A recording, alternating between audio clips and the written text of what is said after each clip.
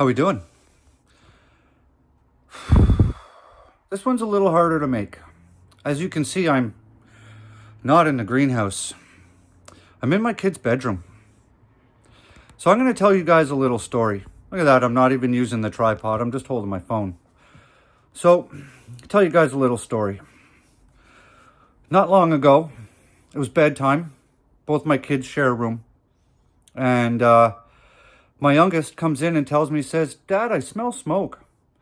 And it was a little while ago, so the window was open a crack. So I thought, maybe one of the neighbors had a wood stove going or something. And I said, "Yeah, don't even worry about it. Go to bed. It's cool. I'm sure everything's fine."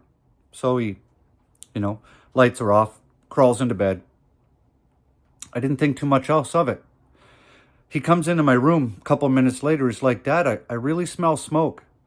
And I'm thinking, is he maybe smelling smoke off my clothes? Because I smoke cigarettes, right?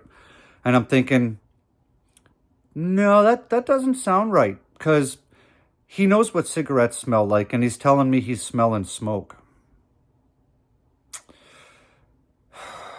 So I come into his bedroom. And my nose doesn't work very well either. I broke it and it's all screwed up inside. So my smell is not 100%, but walking into the room, I could smell smoke. So I'm like, "Where are you smelling it from?" And he says, "Right here, Dad. Check this out." I'm sitting on his bed. You see that outlet right there? We've had to replace it. I'll show you why. That's literally, guys, right next to his head. Now, I'll show you what I found.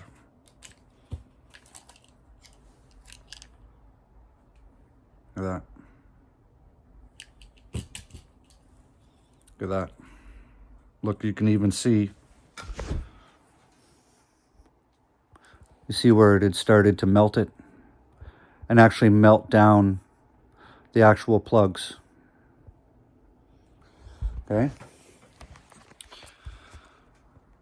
Right next to my son's head. Now, this is not a woe is me story by any means. It's a public service announcement.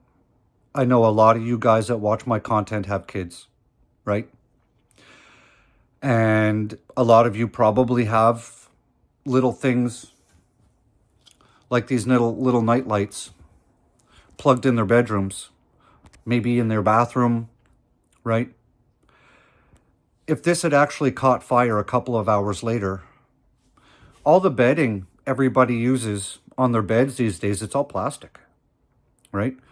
Plastic, when you put fire to plastic, it goes up in seconds, especially when you have comforters like these with that polyfill plastic crap inside, and that stuff goes up real fast.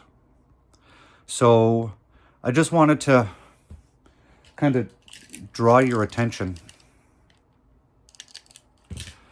Don't disregard your kids when they say they might smell smoke or something's out of the ordinary. A lot of the times, as adults, we don't give our children the credit where credit is due sometimes. And sometimes kids are a lot more observant than we really give them credit for, right? And what about if I had just disregarded my son the second time and rolled over and gone to sleep, right? How long before that thing actually caught on fire, probably caught my son's bed on fire, and we would have lost everything in this place. There's no way the fire trucks would have got here in time to put everything out. It would have been a total loss trying to evacuate my kids out of the house. So don't disregard your kids when they say something. And this was a learning experience for me. I'm pretty tuned in with my kids, but when he told me he smelled smoke, and I thought, we're in the city, like it's probably just someone with a wood stove in their house who was just burning it or whatever. And the very first time he smelled smoke, I should have, as a responsible parent, immediately gone to investigate that source. I should have immediately, and I didn't. And when he came in the second time, luckily he did come in the second time instead of just, Dad said everything's fine and go to sleep. So, secondly, if you guys have kids, practice your fire escape routes from your house. I've got a backyard, and I make sure that we keep the snow, because my gate opens outwards. I make sure that all winter long, no matter how much snow we get, I shovel out behind my back gate so that back gate can be opened if we need to leave the house, specifically for one reason and one reason only, and that is if we have to evacuate for a house fire and we can't get out the front door. So have a fire plan with your kids, have working fire extinguishers, have working smoke alarms. And another thing that I think I might invest in is there are new smoke alarms out there that you can program with your own voice to call out to the people in your house. And it is especially important for children in situations like that. So maybe consider getting one of those smoke alarms, and they're great. You just program it with whatever you want to say, so it's in your voice. You can program your kids' names in it when you record it, hey, Mike, it's Dad, wake up, there's a fire, that sort of thing. Kids, when they're sleeping, generally disregard noises for the most part.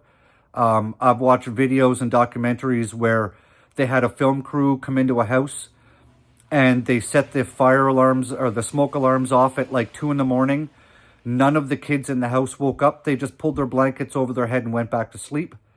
They did the exact same thing with these smoke alarms that the father had programmed his voice into, calling out the children. They immediately got up and got out of bed. I can see how those things are going to be a lifesaver. So have a house fire plan, guys. All right, and I'm saying this as a dad.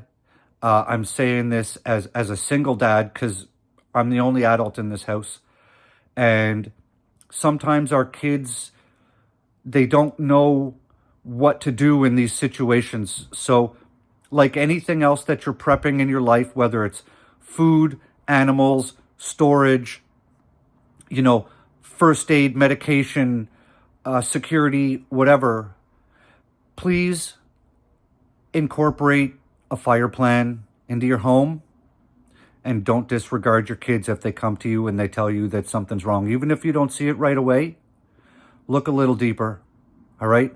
Like I should have. So, from one dad to the rest of you guys watching, take care of your family. I love y'all. I'll see you on the next one.